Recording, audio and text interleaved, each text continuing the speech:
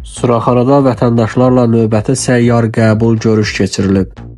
Suraxanı rayon İcra Hakimiyyətinin başçısı Adil Əliyevin vətəndaşlarla növbəti səyyar görüşü martın 4-də Qaraçuxur qəsəbəsi Yeni Günəşli AB yaşayış sahəsində yerləşən 279 sayılı tam orta ümumi təhsil məktəbində keçirilib.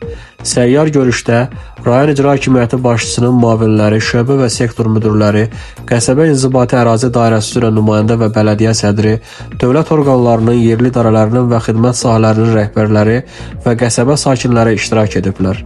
Görüşdə vətəndaşlar əsasən su təchizatında yaranan problemlər, sahibsiz küçə itlərinin sayının artması, bəzi küçə və məhəllə daxili yolların asfaltlanmasına ehtiyac olması, parkın salınması ilə bağlı müraciətlər səsləndirilib.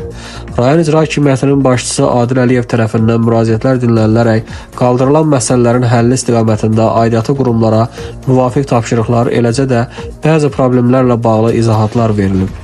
Eyni zamanda hazırda dünyada mürəkkəb siyasi proseslərin getdiyi bir dövrdə ölkəmizin sabitliyinin və təhlükəsizliyinin qorunmasının dövlət siyasətinin əsas prioritetlərindən biri olduğunu diqqətə çatdıran Adil Əliyev bildirib ki, bu gün vətəndaşların problemlərinin həlli istiqamətində dövlətimiz tərəfindən ardıcıl və məqsədyönlü tədbirlər həyata keçirilir. O qeyd edib ki, əhalinin sosial müdafiəsinin gücləndirilməsi, məşğulluğun artırılması və sahibkarlığın inkişafı məqsədilə müxtəlif dövlət proqramları və layihələr reallaşdırılır.